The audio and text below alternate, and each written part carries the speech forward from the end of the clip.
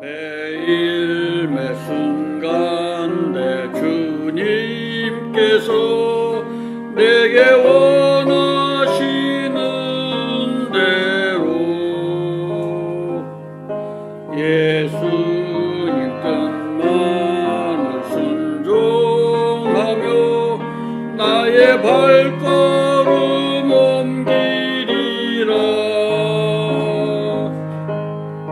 토기장 손에 든 지득같이 주 명령 따를 준비하며 주님이 시키는 대로 하리. 매일 매 순간 주 따르리. 고린도후서 2장 11절과 데살로니가전서 3장 5절 자 봉독하겠습니다. 이것은 사탄이 우리를 이용하지 못하게 하려 함이라. 우리는 그의 계략들에 대해 무지하지 아니하노라. 데살로니가전서 3장 5절 이런 까닭에 내가 더 이상 참지 못하여 너희의 믿음을 알아보려고 사람을 보내었니. 이것은 그 시험하는 자가 어떤 식으로든 너희를 시험하여 우리의 수고를 헛되게 하지 못하게 하려 하면노라. 기도하겠습니다. 하나님, 이 시간 주님의 시간입니다. 모든 경배와 찬양을 받기에 합당하신 하나님, 경배를, 찬양을, 영광을 주님께 돌려드리기를 원합니다. 이 시간을 사용해 주시고 담대하게 하나님의 말씀을 선포하게 하옵소서. 그리고 모든 영광을 받아 주옵소서. 주님, 부족한 저를 주님 사용해 주시고 하나님의 권능으로 옷 입혀 주시고요. 주의 생명의 지혜의 이 말씀을 담대하게 선포하게 도와주옵소서. 주님, 모든 것을 맡깁니다. 우리 주 예수 그리스도의 귀하신 존함을 받들어 기도합나이다. 아멘. 앉으시겠습니다. 우리가 하나님께 경배를 드리려 하는데 이 경배를 방해하는 사탄의 계략들에 대해서 지금 계속 살펴보고 있습니다. 자, 우리는 지금까지 쭉 하나님의 말씀을 통해서 사탄이 어떻게 우리를 방해하는가를 살펴보고 또 지난번에는 육신적인 생각과 이제 그 다음에 세상, 우리의 경배를 방해하는데 사탄이 이용하는 도구가 우리의 육신 그리고 우리의 이러한 우리가 접하고 있는 세상을 통해서 우리의 경배를 방해한다 그랬습니다. 그래서 우리의 육신은 바로 이러한 세상이 우리에게 자극적으로 우리에게 주는 이런 유혹거리들을 약합니다. 그리고 우리는 그것에 쉽게 반응하게 됩니다. 우리는 지난 시간에 살펴보았듯이 우리의 육신은 십자가에 못 박혀 있다라는 사실을 우리는 기억해야 합니다. 여러분, 우리가 주님 앞에 가려고 하는데 왜 이렇게 잘 안 되는 겁니까? 왜 이렇게 힘듭니까? 마음은 하고 싶은데 안 되죠. 마음은 성경을 읽고 싶고, 마음은 기도하고 싶고, 마음은 교회를 가고 싶고, 마음은 또 하나님께 순종하고 싶은데 안 되죠. 바로 마귀가 바로 뒤에서 많은 것들을 사용해서 우리를 방해하기 때문이고, 또 하나는 이 육신이 이 죄성을 가지고 있기 때문입니다. 그래서 우리가 육이라고 할 때 이 육은 신체적인 이 물리적인 이 육체를 이야기하기도 하지만 바로 죄에 의해서 자꾸 움직이게 되고 또 죄에 이끌려가게 되는 죄의 본성을 가진 그런 안에 있는 이 육을 이야기하기도 합니다. 그것을 말할 때 성경에서는 육신이다라고 번역을 했어요. 그래서 육체와 육신이라고 번역을 했는데 또는 육이라고도 하기도 했죠. 그런데 이 육신이 바로 이 항상 우리 안에 죄의 본성이기 때문에 안 돼요. 하고 싶은데 안 된다고요. 그래서 성경에서는 어떻게 하라 그러냐면 우리의 영이 거듭나서 하나님을 따르게 되고 하나님에 속하게 되고 하나님의 성품을 지니게 되고 또 하나님의 그 성품을 지니기 위해서는 어떻게 해야 됩니까? 네, 육신을 죽이는데 육신이 그냥 죽나요? 안 죽죠. 바로 하나님의 이 말씀의 진리에 따라서 경건의 훈련을 해야 합니다. 경건의 훈련. 여러분 운동을 할 때도 마찬가지입니다. 운동할 때 그 운동가들도 이야기하더라고요. 운동 전문가인데 아주 골격과 몸을 잘 만든 운동 전문가가 이야기를 하더라고요. 그 사람이 다른 사람들 몸을 만들어주고 또 건강하게 만들어주고 또 살을 빼게 만들어주는 아주 최고의 전문가 중에 한 사람인데 그분이 뭐라 그러냐면 자기도 운동하는 게 싫대요. 그런데 운동하기 싫은데 운동을 하지 않으면 안 된대요. 근데 하기 싫은데 운동을 하고 나면 운동을 하루만 안 해도 몸이 달라진대요. 안에 있는 이 특히 그 왕자 근육이라고 하나요? 왕자 근육 같은 것도 그렇죠? 예, 시스팩이라고 주로 이야기하죠. 유식한 말로. 이런 시스팩을 또 하루만 이렇게 운동을 게을리하게 되면 그 형체가 사라지기 쉽대요. 그래서 매일 운동을 해야 한대요. 근데 또 좋은 게 뭐냐면 운동을 하고 나면 그렇게 기분이 좋대요.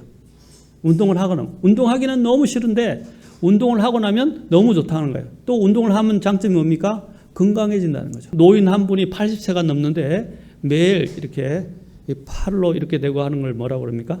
엎드려서 플랭크, 플랭크를 한다고 그러더라고요. 플랭크를 하니까 몸이 하루에 1분씩만 했는데 몇 분씩만 했는데 5분도 안 갔던 것 같아요. 매일 하니까 허리가 펴지게 되고 발에 힘이 생기게 되고 온몸에 힘이 생겨서 건강해졌다는 거예요. 그런데 그거 하는 것이 쉽지 않거든요. 매일 조금씩이라도 계속 꾸준히 하는 게 쉽지가 않거든요. 영적인 것도 마찬가지입니다. 제가 지금 말씀드린 것은 운동을 말씀드려요. 영적인 것도 경건의 훈련을 매일 해야 돼요. 말씀 보는 것도 힘들죠. 기도하는 것도 힘들죠. 그러나 많이 한꺼번에 많이 하려고 하지 말라는 거죠. 운동도 마찬가지입니다. 과하게 운동을 하게 되면 오히려 다칩니다. 우리도 한꺼번에 자꾸 영적인 일을 한꺼번에 많이 하고 나중에는 일주일 쉬면 소용이 없어요. 매일 꾸준히 해야 되는 거예요.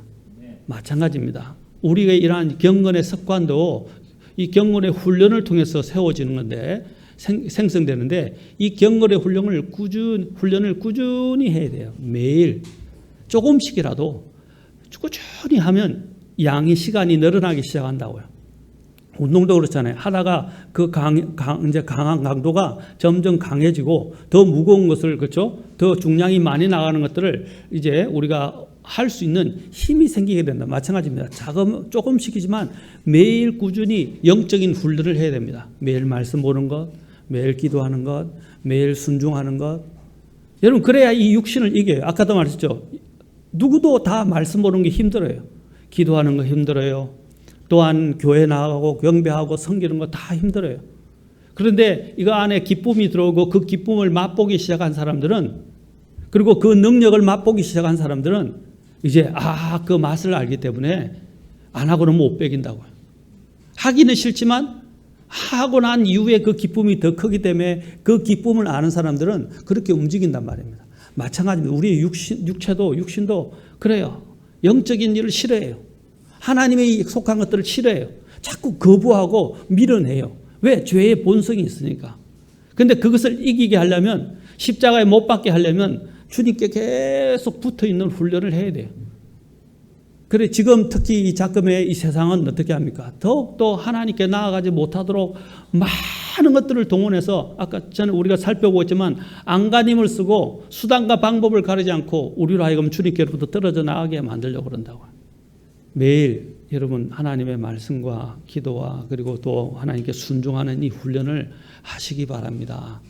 안 하면 우리가 운동을 안 하면 도태가 되잖아요. 근육이 그렇죠? 약해지기 시작합니다. 그렇죠?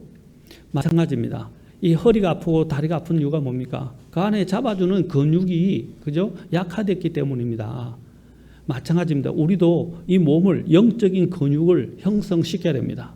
영적인 근육을 형성시키려면 매일 경건의 훈련을 통해서 이루어져야 합니다. 그래야 우리는 어떻게 해요? 세상에 휘둘리지 않게 되고요. 세속주의에 물들지 않게 된다는 사실입니다. 이러한 세속성은 우리의 이러한 경배를 얼마나 방해하는지 모릅니다. 우리가 하나님께 가려고 하는데 하려고 할 때마다 일이 생기고 못하게 하고 하기 싫고 계속 우리를 방해하는데, 근데 그것에 익숙해지고 따르게 되다 보면 어떻게 해요? 자꾸 이제는 점점 민감함이 없어지게 되고 영적으로 둔감해지게 되고 영적으로 약해지면서 결국에는 무기력하게 되는 거예요. 영적으로 무기력하게 되는 것입니다. 이런 세속화는 비단 개인의 문제만이 아닙니다. 세속화는 바로 교회 안에서도 이루어지고 있습니다. 이러한 세속적인 모습들이 가장 잘 보여주는 교회가 대표적으로 사대교회와 그다음에 라오디게아 교회입니다. 사대교회, 이 각 교회의 명칭에는 이름들이 있어요. 다음에 살펴보겠지만 사대교회는 죽었다라는 뜻이에요. 라오디게아 교회는 뭐냐면 이 시민들의 권리 또는 백성들의 시민권 이런 것을 이야기합니다. 그러니까 주님이 없고 자신들의 권리만 주장하는 교회가 마지막 교회 시대의 라오디게아 교회예요. 그래서 자신의 권리만 주장한다는 뭐냐면 자신의 목소리, 자신의 육신적인 것, 자신이 원하는 것만 자꾸 갈구하고 추구한다는 거예요. 그래서 그 안에 그 교회 안에는 주님이 없어졌어요. 주님이 없어요. 마찬가지입니다. 우리가 살아가는데 주님이 없이는 우리는 점점점 이 세상에서 점점 약한 그리스도인이 되기 시작하고 나중에는 무기력하게 되고 주님과는 관계없는 육신적인 삶을 살 수밖에 없게 되는 것입니다. 여러분, 이러한 교회가 배교하게 되는 이유가 바로 여기 있습니다. 개인의 배교뿐 아니라 교회의 배교도 마찬가지입니다. 이런 영적인 훈련들이 제대로 안 되고 있고 주님께로부터 멀어져 가기 때문에 배교하게 되는 거예요. 타락하게 되는 거예요. 우리는 이런 것들을 이겨내기 위해서는 어떻게 하라? 경건의 훈련을 해야 한다. 그리고 이 육신과 거슬러 싸워야 됩니다. 육신을 십자가에 못 박아야 합니다. 그래서 성경에서는 너의 육신의 육체의 지체를 죽이라 그랬어요. 죽이라 그랬어요. 여기서 modify, 죽이라는 것은 진짜로 이렇게 죽이라는 게 아니라 죽은 것을 처리하라는 겁니다. 우리는 이미 십자가에서 죽어 있잖아요. 그렇죠? 죽여야 됩니다. 그래서 사도 바울이 영적인 의미가 있죠. 물론 육체적으로 자신이 고난 가운데서 그가 하는 말이지만 그는 매일 주님 때문에 고난을 받아서 매일 죽는 것 같은 경험을 했어요. 그러면서 그가 인용한 게 있어요. I die daily. 나는 매일 죽노라. 날마다 죽노라. 라고 이야기했어요. 이것은 영적인 의미도 있습니다. 우리의 이 육신은 이 세상에 대해서 육체의 정욕에 대해서 날마다 죽어야 합니다. 날마다 죽어야 돼요. 날마다. 그래서 우리에게는 오늘 이 말씀을 꼭 기억하면 좋겠습니다. 나는 날마다 죽노라 또는 매일 죽노라. 이 말씀을 항상 기억하십시오. 우리는 매일 죽어야 합니다. 이 세상에 대하여, 육체에 대하여, 그렇죠? 육체의 정욕에 대하여 우리는 매일 죽어야 합니다. 그래서 존 오웬은 이렇게 말했습니다. 죽어가는 것들에 대한 살아있는 애착을 버리라 라고 조언을 했어요.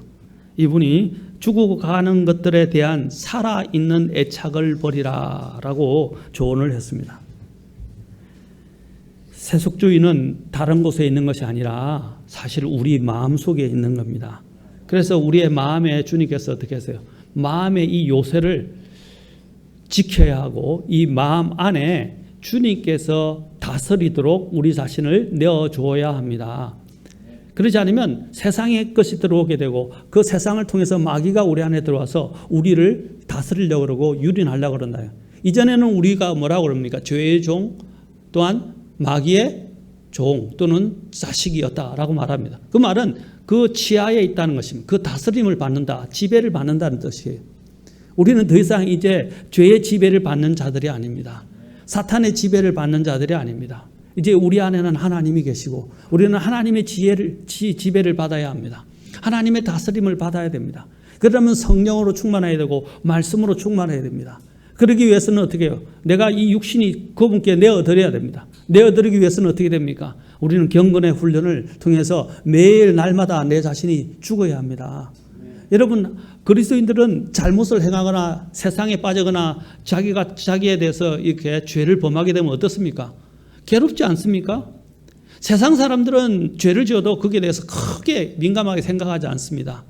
또 그럴 수 있다고 생각합니다. 그러나 그리스도인은 그리 되어서는 안 됩니다. 그래서 우리 주님이 나 안에 가면 안 돼! 라고 나에게 이야기를 하게 돼요. 그리고 그것들을 거부하는 주님께 구하면서 주님의 힘을 얻어서 그것을 거부하는 그렇죠? 능력을 가져야 됩니다. 그래서 그렇게 하기 위해서는 우리는 경건의 훈련을 해야 합니다. 여기 보십시오. 죽어가는 것들에 대한 살아있는 애착을 버리라. 우리 마음에 이 사실 세속적인 것이 들어오는 것입니다. 우리의 이런 행동의 문제보다 더 중요한 것은, 말의 문제보다 더 중요한 것은 무엇입니까? 바로 마음의 문제입니다. 여러분, 말도 왜 그냥 나오는 겁니까? 마음에 가득한 것을 주님께서 말씀하셨어요. 마가복음 7장에도 말씀하셨어요. 마음에 가득한 것을 입으로 말하는 것이다 라고 되어 있어요. 그 평상시에 그 사람의 마음속에 도사리고 있고 그 안에 있던 것들, 저장되어 있던 것들이 입을 통해서 나오는 거고 행동을 통해서 나오는 거예요. 그럼 내 마음에 무엇이 있는가가 가장 중요합니다. 무엇으로 쌓았는가 하는 것이 가장 중요한 거예요. 무엇으로 쌓았는가? 내 마음에 과연 무엇으로 저장되어 있습니까? 세상에 대한 추구, 세상에 대한 것들, 온통 세속적인 것들로 내 마음을 채우고 있지 않습니까? 학생들은 맨날 친구, 게임, 그렇죠? 액세서리, 전자제품 이런 것들로 내 마음에 가득 채워 있지 않습니까? 우리는 그 마음에 있는 것을 따라서 우리는 가게 됐어요. 그래서 내 보물이 있는 곳에 내 마음도 있다라고 주님께서 말씀하셨어요. 내 보물이 어디 있느냐는, 그게 바로 마음의 문제다라는 것입니다. 이 세속적인 것들을 우리가 이렇게 없애려고 한다면 우리는 이 마음을 지켜야 합니다. 마음을 지켜야 돼요. 그리고 마음 안에 주님이 내 마음의 왕자를 다스리게 해야 합니다. 여러분, 주님께서 말씀하신 것, 이것을 깊이 새겨봐야 하는데, 누가복음 17장 21절에 보면 또 이런 말이 있습니다. 주님께서 말씀하세요. 또 그들이 이르기를 여기를 보라 혹은 저기를 보라 하지 못하리니. 자꾸 이 세상은 뭐냐면 여기 보라 저기 보라, 자꾸 우리의 눈을 세상 바깥에 있는 많은 것들을 보게 만든다는 겁니다. 이것은 나중에 적그리스도가 올 때도 마찬가지입니다. 그리스도가 여기 있다 저기 있다 하도, 그렇죠? 가지 말라 그랬어요. 왜냐하면 주님은 하늘에서, 그렇죠, 홀연히 오실 것이기 때문에, 그렇죠, 이 세상에서 그리스도가 나타났다면 믿지 말라는 거죠. 주님이 오실 때 되면 믿는 자들에게는 하나님이 이미 그 사람들에게 알려주시고 그를 불러 올리실 것입니다. 그래서 그리스도가 여기 있다 저기 있다 하고 믿고 따라가지 말라는 거예요. 여기도 말씀하시죠. 주님이 여기를 보라 저기를 보라 하지도 못하리라 라고 말씀하시면서 뭐라고 말씀하시냐, 아주 중요한 말씀을 하셨어요. 보라, 하나님의 왕국은 너희 안에 있느니라. 하나님의 왕국은 어디 있다고요? 너희 안에. 물론 우리가 문자적이고 실제적인 주님의 통치, 그 실제적인 통치가 있게 될 것입니다. 재림하셔서 그 왕국을 세우실 거예요. 그러나 이미 그 왕국이 이제 세워지고서 우리가 그 안에 들어가기 전에 지금 주님께서는 이 땅에 뭡니까? 영적인 왕국을 우리에게 세워주셨어요. 그렇죠? 그래서 우리가 거듭나면 하나님의 왕국에 들어가는데 먼저 어떻게 됩니까? 우리의 마음 안에 하나님의 왕국이 세워지는 거예요. 하나님의 왕국이 세워지는 거예요. 그래서 주님께서 뭐래요? 너 하나님의 왕국은 너희 안에 있느니라. 그 하나님의 왕국이 하늘의 왕국이 되어서 이제 이 땅에 실제적으로 통치하기 전까지는 우리의 마음이 하나님의 왕국이 되어야 합니다. 하나님의 왕국이라는 말은 무엇입니까? 여기서 하나님께서 다스린다라는 것입니다. 하나님이 다스리는 통치 영역이다라는 것입니다. 우리가 바로 우리의 마음이 하나님의 왕국이 되어야 합니다. 그렇게 될 때 우리는 하나님의 지배를 받게 되고 이 세상의 자극에 반응하지 않게 돼요. 그리고 세상에 대해서, 세속에 대해서 우리는 물들지 않게 되는 것입니다. 그래서 우리 찬양 가운데 내 영혼이 은총 입어 중한재짐 벗고 보니 슬픔 많은 이 세상도 뭐라고 그랬어요? 예, 천국이라고 그랬는데 사실 하나님의 하늘이죠. 그렇죠? 하나님의 왕국으로 그냥 변한다는 것입니다. 화하도다 할렐루야 찬양하세. 내 모든 죄 사함 받고 주 예수와 동행하니 그 어디나 하늘나라라고 그랬어요. 주님이 내 안에 계시니까 언제든지 주님이 원하든, 그렇죠? 주님이 내 안에 계시니까 지금이 그것이 천국이다 이 말입니다. 내 안에 하나님의 천국이 먼저 이루어져요. 내 안에, 다시 말해서 하나님의 왕국이 내 안에 이루어져야 됩니다. 그런데 내 마음이 하나님의 왕국으로 이루어지지 않으니까 어떻게 해요? 자꾸 세파와의 영향을 받고 세속주의에 자꾸 유혹을 받게 되고 자극을 받게 되는 것입니다. 또 우리의 이런 하나님께 대한 경배를 방해하는 것이 이제 육신에 있어서 또 중요한 것이 뭐냐면 자기 의지, 자기 방식입니다. 자, 자기 의지와 자기 방식을 고집하는 것이 바로 우리의 경배를 방해하는 것입니다. 여러분, 자기 의지, 자기 방식, 자기 생각, 이것은 물론 앞에서 육신적인 생각에 대해서 이야기하는데 우리는 하나님의 것들을 배워가야 됩니다. 하나님의 것들을 알아야 돼요. 그것들이 어디에 기록되어 있습니까? 성경에 기록되어 있다는 것입니다. 성령님께서 그 기록된 것들을 사용하셔서 우리가 하나님의 합당한 삶을 살아가도록, 하나님의 뜻대로 살아가도록 우리를 도와주실 것입니다. 그런데 여기 보면 이런 자기 의지대로 자기 방식대로 고집하면서 하나님께 경배한 대표적인 사람이 있는데 이것이 바로 종교예요. 종교라는 것은 하나님의 방식이 아니라 하나님의 뜻이 아니라 자기 방식과 자기 뜻대로 하나님을 찾아가고 하나님을 섬기려 하는 것, 경배하려 하는 것, 이것이 바로 종교예요. 종교. 이 가장 대표적인 종교적인 성향이 누구에게 나타나냐면 바로 물론 아담에게서부터 비롯되었죠. 아담도 그냥 내 뜻대로 하겠다 그랬어요. 하나님이 말씀하신 뜻대로가 아니라 그냥 내 뜻대로 하겠다라고 해서 그는 분명히 선악과를 먹으면 안 된다는 걸 알면서도 어떻게 해요? 선악과를 먹게 되었습니다. 그것은 무엇입니까? 그 안에는 뭐가 있냐면 내 뜻대로 하겠다라는 거예요. I will. 내 마음대로 하겠다 이 말입니다. 내 마음대로. 그것은 사탄에게 있었던 마음인데 사탄이 그것을 아담에게 심어줬고 아담이 그거란 마음으로 뭡니까? 그냥 내가 하고 싶은 대로 할 테니까. 우리 아이들이 가장 많이 말하는 거예요. 그냥 내가 하는 대로 할게요. 내가 하고 싶은 대로 할 거예요. 여러분, 이 세상은 내가 하고 싶은 대로 살 수 없어요. 아이들은 아직 그걸 몰라요. 세상이 얼마나 냉혹한지, 얼마나 세상이 냉정한지. 여러분, 세상 나가보세요. 내 마음대로 할 수 있습니까? 하라는 대로 해야 되고요. 그렇죠? 안 하면 잘리게 되고요. 안 하면 불이익을 당하게 되고요. 얼마나 많이 요구합니까? 얼마나 많이 강요합니까? 돈을 그냥 주는 거 아니에요. 월급 그냥 주지 않습니다. 그렇잖아요? 얼마나 많이 요구하느냐. 돈을 주는 만큼 요구한다 이 말입니다. 그런데 학생 때가 참 좋죠. 학생 때도 힘들죠. 공부하는 거 참 힘들죠. 요즘은 공부하는 것들이 공부하는 게 아니에요. 정말 보면. 경쟁사회에서. 그런데 아이들이 자주 하는 말이 그냥 내 마음대로, 그냥 내 뜻대로 하겠다. 그것은 하나님이 주시는 마음이 아닙니다. 여러분, 그것들을 자꾸 길들여지게 되면 하나님이 기뻐하지 않는 반대 방향으로 가게 돼요. 결국은 하나님께 대한 경배를 거부하게 됩니다. 가장 대표적인 사람이 가인입니다. 가인이 어떻게 했습니까? 가인과 아벨의 차이가 뭐였어요? 아벨은 하나님이 말씀하신 방식대로 하나님께 헌물을 드렸습니다. 그러나 가인은 어떻게 했습니까? 자기가 원하는 방식대로 하나님께 헌물을 드렸어요. 그래서 하나님이 기뻐 받지 않으셨어요. 그러자 그가 화를 내었습니다. 동생에 대해서 정오심이 불탔습니다. 그래서 한날 그 동생을 죽였습니다. 들에 있을 때 그 동생을 죽이고 말았어요. 여러분, 얼마나 무시무시한 일이 일어났습니까? 자기 뜻대로 했는데 안 되니까 원망을 하기 시작하고 하나님의 뜻대로 해서 하나님을 기쁘시게 한 자신의 아우를 그는 죽여버렸던 것입니다.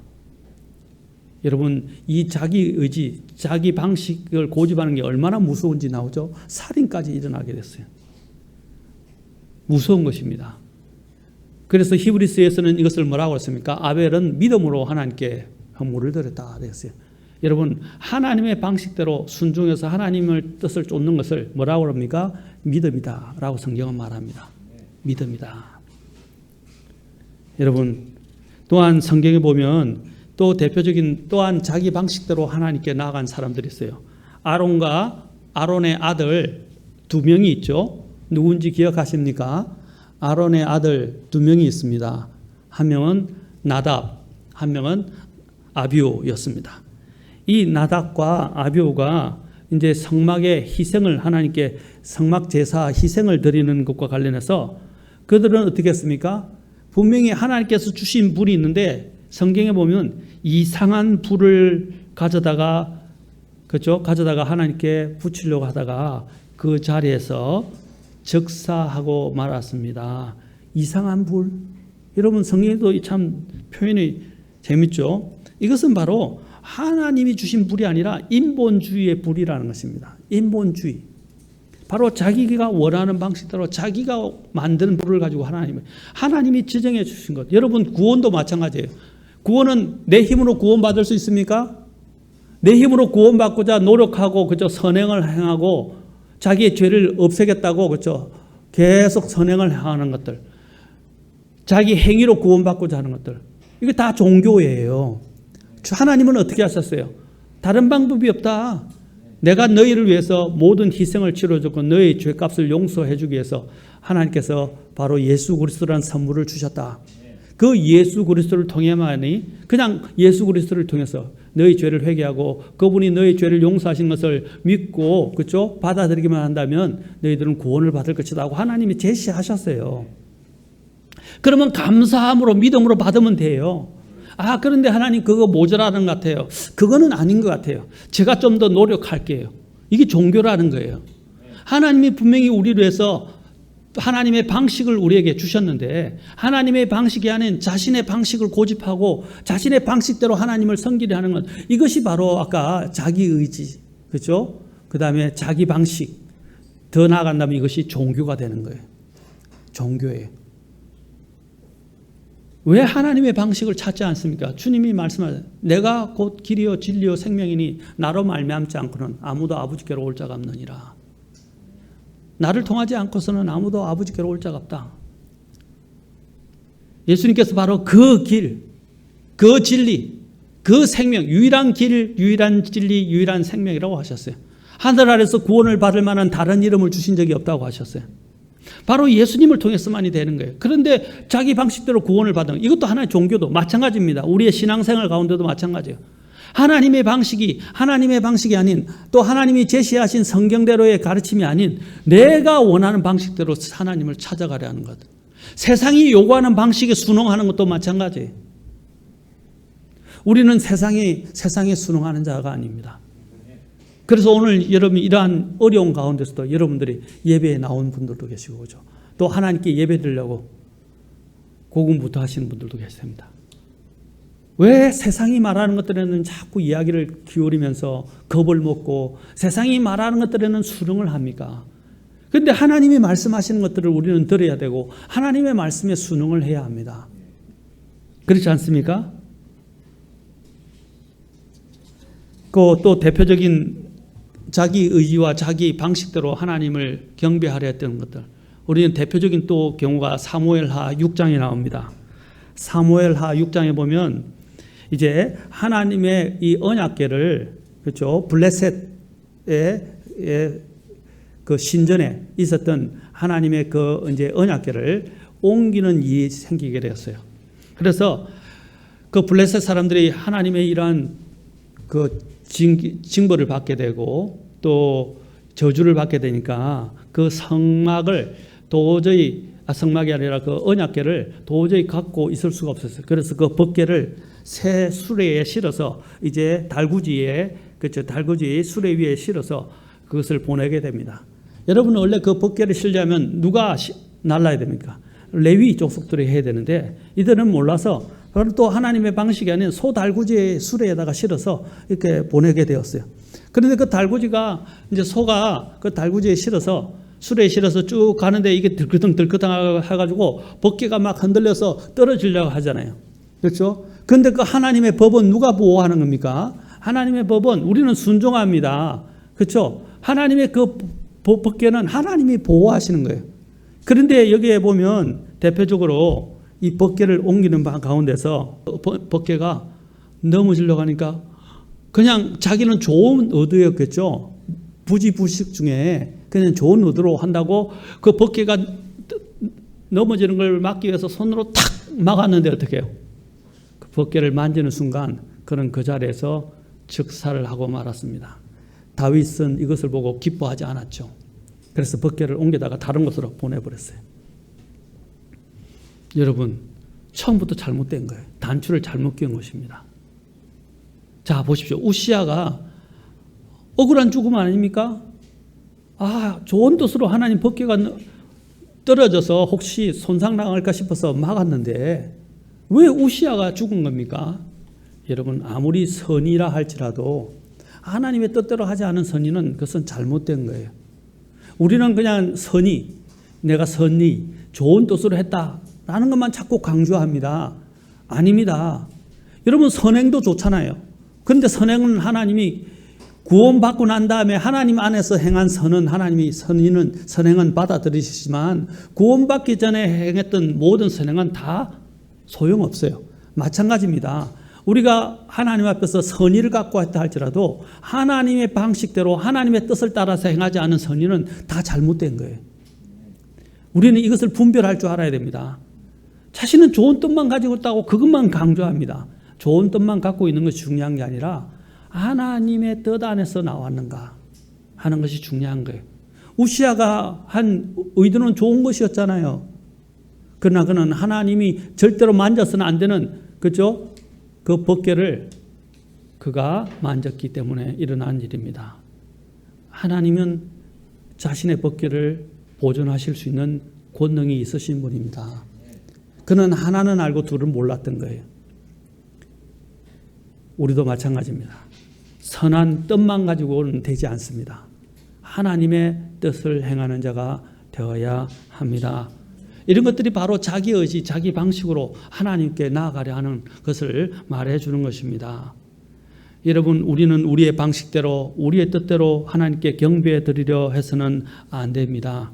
그래서 요한복음 4장 23절, 24절에 보면 예수님께서 말씀하셨어요. 그러나 요한복음 4장 23절, 24절, 그러나 참되게 경배하는 자들이 영과 진리로 아버지께 경배할 때가 오나니 곧 지금이라. 영과 진리로 아버지께 경배할 때가 오나니 라고 그랬어요. 영과 진리로. 그래서 그리고 이렇게 말씀은 이는 아버지께서 자기에게 그렇게 경배하는 자들을 찾으시기 때문이라. 하나님이 찾으시는 사람은 뭐라고요? 영과 진리로 경배하는 것이다. 그리고 요한복음 4장 24절 또 강조하십니다. 하나님은 영이시니 그분께 경배하는 자들이 반드시 영과 진리로 그분께 경배할지니라. must라는 말을 써요. 굉장히 강경한 말이죠. 하나님은 그런 자를 찾으십니다. 어떤 사람? 영과 진리로. 그렇죠? 하나님께 영으로 드리는 것입니다. 육으로 드리는 거 아니에요. 우리의 우리의 의지로 드리는 것도 아니에요. 영으로 드리는 것입니다. 거듭나야 됩니다. 성령님의 힘입어서 드려야 합니다. 그리고 진리에 따라서 하나님께 경배를 드려야 합니다. 우리는 하나님께서 말씀하신 대로 순종하기보다는 내 방식이나 내 의지로 하나님을 경배하고 섬기는 것은 하나님께서 연락하지 아니하십니다. 이디오피아 네시가 그 여왕의 국고를 담당하는 실제적인 권세를 가지고 있는 권력자였지만 그가 예루살렘으로 경배하러 왔다가 예수님을 알지 못했지만 돌아가다가 그는 예수님을 빌립을 통해서 이사야 말씀을 전해 듣고 그는 구원을 받게 돼서 침례를 받게 됐습니다. 그는 어떻게 했습니까? 자기 자신이나 자신의 판단이나 자신의 권력을 의지하지 않았습니다. 그는 어떻게 했습니까? 전해주는 하나님의 말씀을 듣고 그는 순종했고 구원받았으며 침례를 받고 돌아갔다고 됐습니다. 그때 성경은 뭐라고 표현하냐면 그가 기뻐하며 돌아갔다라고 됐어요. 기뻐하는 가운데 여러분 진리에 순종하는 사람에게는 하나님이 주시는 기쁨이 있습니다. 기쁨이 있어요. 이것은 세상이 주는 기쁨이 아니에요. 이 기쁨으로 우리는 주님께 나아가야 합니다. 또 오늘 제가 하는 데 있어서 아까 자기 의지, 자기 생각, 자기 방식에 대해서 말씀을 드렸습니다. 자, 또 하나 경배를 방해하는 것은 불화입니다. 불화입니다. 이제 특히 불화, 내 안에도 불화가 있고, 그렇죠? 내 안에도 불화가 있고, 또 심지어는 우리 공동체, 우리 가정에도 불화가 있고, 우리 교회에도 불화가 있고, 국가 간에도 불화도 있어요. 지금 여러분 우리나라는 지금 완전히 좌우로 나눠져서 난립니다. 여러분 국가의 원수가 해야 할 일이 무엇입니까? 국가의 원수가 해야 하려면 가급적이면 국민들이 서로 화합해서 하나로 이끌어갈 수 있도록, 그렇죠? 설득하고 이야기하고 조정하고 일을 해야 하는데 더 분열을 조정하고 있어요. 지금까지 역대 우리나라 세워진 광복 71주년인데 이래로 이렇게 분열이 된 적이 없어요. 여러분, 국가 원수가 뭐 하는 겁니까? 더 사람들을 나누고 있어요. 남자와 여자를 나누고 있고 가정을 파괴하고 있고 학교 교사들과 또 학생들을 나누고 있고 또 심지어는 고용주와 그죠 피고용인들을 나누고 있고 또 가진 자와 없는 자들을 나누고 있고 계속 나누고 있어요. 이것은 하나님의 영이 아니에요. 성경을 믿는 교회들이 자주 깨어지는 것들은 주로 교리적인 문제라기보다는 사실 교리적인 문제로는 분리되는 것은 그것을 성경적 분리라고 부릅니다. 성경에서는 그렇게 분리하라고 그랬어요. 교리와 일치하지 않으면, 그렇죠? 하나님의 뜻대로 행하지 않는 자와는 분리해야 돼요. 순종하지 않는 자들과는 분리해야 돼요. 맞습니까? 그것은 성경적 분리라고 그래요. 그런데 성경적 분리가 아닌 가운데 이러한 불화가 교회 안에 불화나 이러한 안에 분열이 일어나게 되는데 그 분열이 일어나는 가장 대표적인 경우가 교리적인 문제가 아니라 정말 절대 우리가 지켜야 할 교리적인 문제가 아니라 불화가 일어나는 도구로 사용되는 것이 어떤 것이냐, 바로 비방과 험담과 헛소문들을 퍼뜨리는 것입니다. 거짓말로 정언하고 또 다른 사람들에게 서로 거짓말하는 것입니다.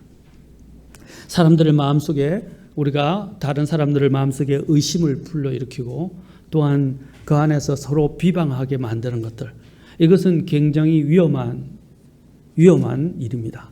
이걸 누가 사용하느냐? 사탄이 사용하는 거예요. 사탄이. 여러분, 이스라엘이 분열된 가운데 많은 일들 가운데 하나가 뭐냐면 거짓 소문을 퍼뜨리는 거예요. 거짓 소문을 퍼뜨리는 것입니다. 하나님은 이것을 굉장히 싫어하십니다. 이러한 거짓 소문으로나 험담으로 해서 얼마나 많은 사람들이 또한 마음이 나누어지고 상처를 받게 됩니까? 잠언 10장 12절에 보면 미움은 다툼들을 일으키되, 자, 여기서 보면 이게 다툼들을 일으키는 원인 중에 하나가 대표적으로 그 미움이라고 되어 있어요.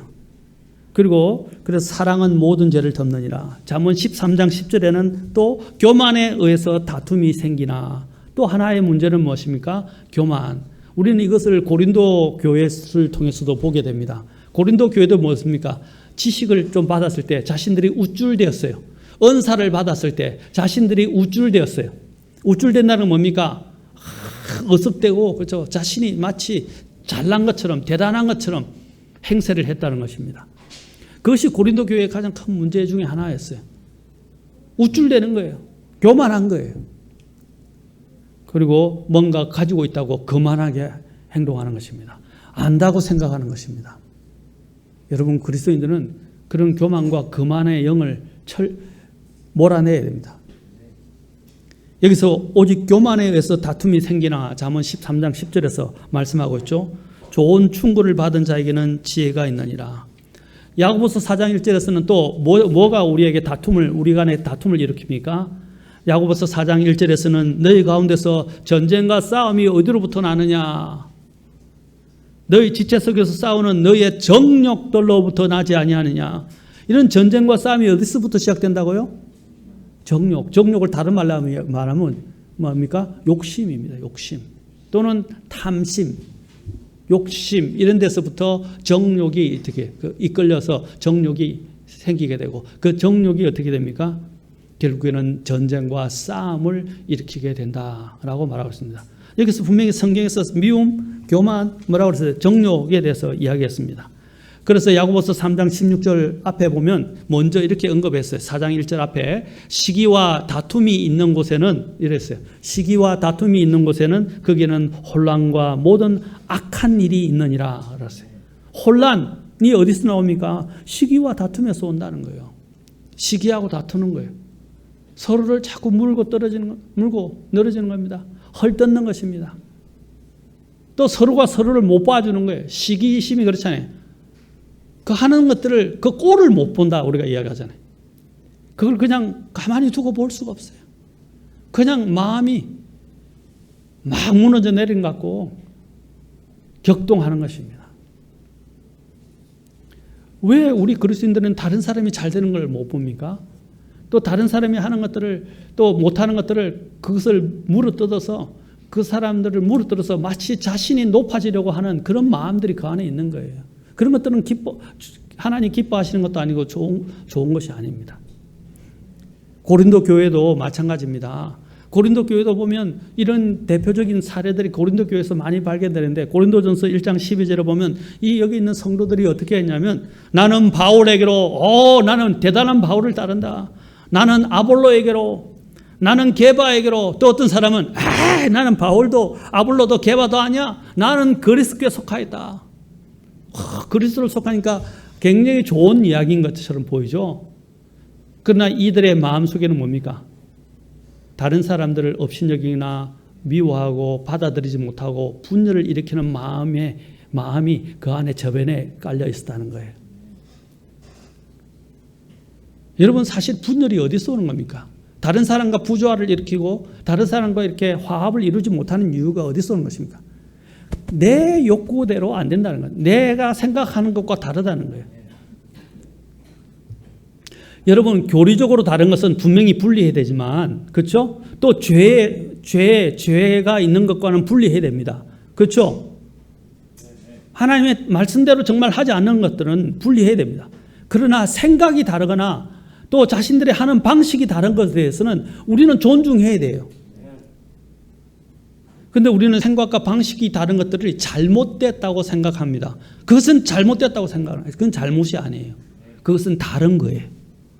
잘못된 것과 다른 것은 구별해야 합니다. 아멘? 우리는 다른 사람이 나와 다른 것들을 존중해야 되고 인정해 줘야 돼요. 그런데 우리는 그걸 인정하지 못하는 거예요. 그걸 자꾸 힘들어하고 또 심지어는 화가 나고 나중에는 미워하기까지 하게 됩니다. 고린도 교회의 모습이 그거예요. 지난 시간에도 우리가 고린도 교회 육신에 속한 것에 대해서 살펴봤죠. 마찬가지입니다. 고린도전서 3장 3절에서는 너희가 아직도 육신에 속하였도다. 너희 가운데 시기와 다툼과 분열이 있으니 너희가 육신에 속하여 사람들처럼 걷지 아니하느냐라고 되어 있어요. 여러분 우리는 세상 사람들처럼 걸어가는 사람들이 아닙니다. 시기와 다툼과 분열이 어디서 나온 것입니까? 그렇죠? 마음속에 그렇죠? 있는 이런 잘못된 동기에서부터 출발한 것입니다. 그리고 고린도전서 3장 4절에서도 똑같이 말합니다. 아까 1장 12절에서 말했는데 나는 어떤 이는 말하기를 나는 바울에게 속하였다 하고 다른 이는 말하기를 나는 아볼로에게 속하였다 하나니 너희가 육신에 속하지 아니하였느냐. 우리는 여기에 있는 대로 그리스도께 속했다고 아까 잘 말했지만 그 사람의 의도가 여기서는 바르지 않다는 것을 주님이 말씀하신 거예요. 우리는 바른 의도로 우리 모두는 그리스도께 속했다는 것입니다. 우리는 그리스도 안에서 다 지체이고 하나입니다. 아멘. 우리는 그리스도 안에서 다 지체이고 하나라는 것을 우리는 기억해야 합니다.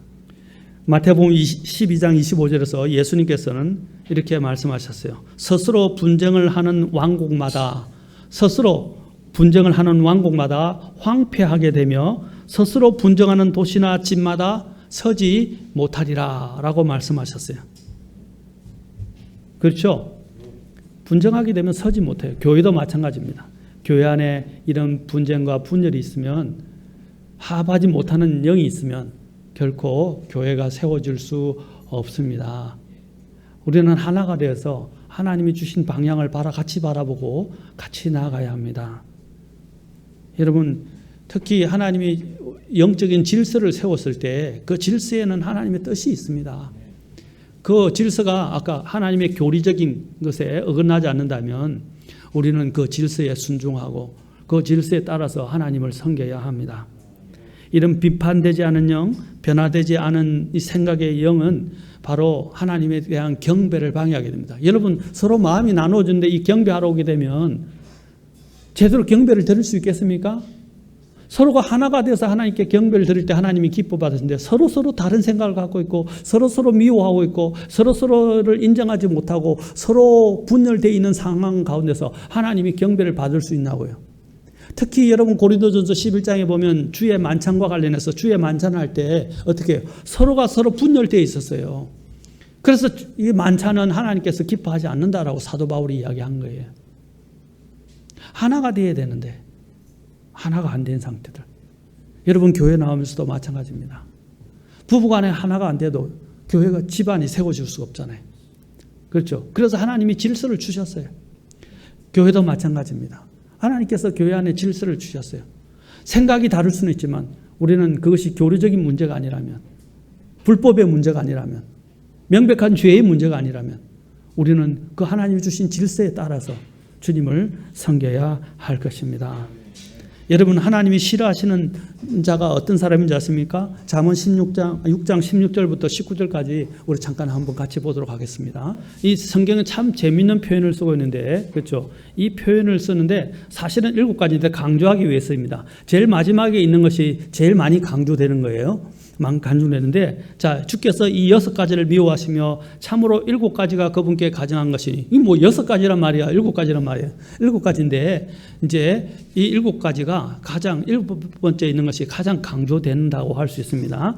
자, 하나님이 미워하시는 것, 그렇죠? 가증히 여기시는 것이 7가지가 있다. 자, 잘 보세요. 잠언 6장 17절, 곧 교만한 눈빛과 거짓된 혀와 무지한 피를 흘리는 손과 사악한 상상의 꾀를 꾸미는 마음과 신속히 해악으로 치닫는 발과, 자 보십시오. 마지막에 2가지. 그죠? 제일 강조되는 게 제일 뒤에 있는 거죠? 네? 근데 뭐라고 했어요? 거짓들을 말하는 거짓 증인과, 자 같이 읽겠습니다. 시작. 형제들 가운데 불화를 부리는 자니라. 다른 사람에 대해서 계속 나쁜 말 하는 거예요. 험담하는 거예요. 특히 제가 목회자라서 그런 게 아니라 여러분, 특히 부모들이 아이들 앞에서 다른 사람들에 대해서 험담하면 안 돼요. 특히 목회자에 대해서, 교회에 대해서 험담하면 안 돼요. 그러면 아이들이 어떤 마음을 갖게 되는지 아십니까? 하나님을 거부하게 돼요. 심지어는 어떻게 해요? 교회를 사랑하지 않게 됩니다. 그리고 목회자를 싫어하게 되니까 어떻게 해요? 교회에서 마음이 떠나게 돼요. 절대로 교회에 있는 권위자에 대해서 아이들 앞에서 험담하는 말을, 또 비방하는 말을, 비난하는 말을 해서는 안 됩니다. 굉장히 중요한 거예요. 이것 때문에 가정이 무너지는 가정을 저는 여러 번 봤습니다. 자식을 잃어버린 저는 부모들을 많이 봤습니다. 다른 사람에 대해서 이야기하는 것 아이들이 다 듣고 있어요. 낱말은 새가 듣고 반말은 쥐가 듣는다라고 했어요. 여러분, 이 비방하는 말은 하나님이 듣고 계시고 어느샌가 이것은 나오게 됐어요. 내 마음 안에 그것들이 들어있으면 사람은 자기도 모르게 어느 순간에 이것들이 탁 튀어나와 버린단 말입니다. 그러면 딱 우리는 알 수 있어요. 아, 저 사람이 자신의 마음속에 있는 것들이 마음으로 나오는구나 하고 깨달을 수 있게 돼. 아이들은 아무것도 모르는 것 같지만 아이들도 빨라요. 그리고 여러분, 내 한마디 한마디가 우리 아이들에게 어떤 영향력을 주는지를 우리는 잘 생각해야 합니다. 특히 건강한 그리스도인의 가정을 이루기 위해서는 부모들이 첫 번째 좋은 본을 보여야 되지만 말을 조심해야 돼요. 말과 행동을 특히 말을 조심해야 돼요. 무엇보다도 다른 그리스도인들이나 다른 그 교회 안의 문제들에 대해서나 심지어는 교회 인도자들에 대해서 함부로 비방하는 말을 해서는 안 됩니다. 그럴 것 같으면 하나님 앞에서 기도하세요. 그리고 또 내가 보는 것이 다가 아니에요. 우리는 항상 기억해야 돼요. 내가 보는 것이 다가 아니라고요. 그런데 우리는 자꾸 내가 보는 것이 다라고 생각하는 사람들이 많아요. 내가 보지 못하는 이면에 많은 것들이 있어요. 그래서 그런 것들을 보게 하는 대표적인 한자 사자성어가 있잖아요. 그게 뭡니까? 역지사지라는 말이 있잖아요. 다른 사람의 입장에서 생각해 보라는 것입니다. 아, 그럴 만한 이유가 있겠지라고 생각해야 한다는 것입니다. 그런데 우리는 나의 눈에 보이는 것 가지고 내 선입견과 내 판단을 가지고 그냥 그것들을 섣불리 그냥 결론을 내리는 경우들이 많이 있습니다. 그것은 굉장히 위험합니다. 누가 사용하느냐? 마귀가 사용한단 말이에요. 그런 마음들이 들어오게 되면 어떻게 돼요? 그런 것들이 결국에는 나로 하여금 하나님을 경배하지 못하게 합니다. 그런 것들을 또한 마음속에 심어주는 자가 누구냐? 마귀가 하는 것이다 하는 것입니다. 그래서 결국에는 그런 마음을 가지고 오게 되면 어떻게 해요? 주님께 경배를 드릴 수가 없죠. 마음이 안 좋으니까. 여러분 마음이 안 좋은데 성경이 한번 여러분 물어볼게요. 마음이 안 좋은데 성경을 읽으니까 성경이 읽어지던가요? 마음이 안 좋은데 여기 자리에 앉아가지고 있으면 하나님께 제대로 된 경배와 찬양을 드릴 수 있던가요? 안 되죠. 기도는 조금 달라요. 기도는 하나님께 토로하는 것이니까. 기도도 사실 안 돼요. 그러나 이제 우리는 하나님께 기도로 그런 사실들을 알고 토로할 수 있어요. 그러면 하나님이 깨닫게 해주실 것입니다. 아멘. 이런 하나님 앞에서 비판적이고 험담하는 것, 또 안에 부조와 이런 서로 어울리지 않는 것들, 그것은 하나님이 기뻐하지 않습니다. 하나가 되어야 합니다. 우리가 계속해서 하나님의 경배를 방해하는 것들에 대해서 쭉 성경 전체를 지금 살펴보고 있는데 오늘 이 시간 두 가지 것들을 통해서 우리는 하나님 앞에 바른 모습으로 나아가면 좋겠습니다. 아까 제가 세속주의에 대해서 좀 더 말씀을 드렸고 그 다음에 또 하나는 뭘 말씀드렸죠? 자기 의지, 자기 방식, 자기 생각대로 하나님께 경배를 드리는 것이 그렇죠? 하나님에 대한 경배를 방해하는 것이다. 그 다음에 또 하나는 무엇입니까? 바로 서로 화합하지 않는 것, 서로 하나가 되지 않는 것, 바로 이것은 하나님께 대한 경배를 방해하는 것이고 이것이 사탄이 사용하는 도구들이다라는 것입니다. 다음 시간에 우리는 또 더 재미있고 더 좋은 것들로 살펴볼 내용들이 많이 있습니다. 같이 살펴보겠습니다. 기도하시겠습니다. 매일 매 순간 내 주님 위에 순종하며 살아가리. 주님의 약속만 믿으면서 나의 발걸음 옮기리라. 도기장 손에 든 진흙같이 주명